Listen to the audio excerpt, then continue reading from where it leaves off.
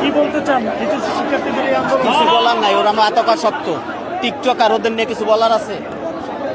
TikTok আর না হইলে এরকম করে? তাদের আন্দোলন কি যুক্তি, কি মনে হয় আপনার? ভাবেই না। ইলেকশন কমিশনের প্রস্তাবটা, এটা কি তোমরা পড়েছো সবাই? সবাই পড়ো নাই। এটা বই আকারে ইয়ে করা হয়েছে, কিন্তু তোমরা পড়ো নাই। তাহলে তোমরা কিসের ছাত্র? কেন ছাত্র? তোমরা কেন ছাত্র দল করবে, বা তোমরা যুবদলই বা কেন করবে? যারা এই বস্তি থেকে দিয়ে বস্তির ছেলে পেলে এনে দল করতে যাবে না।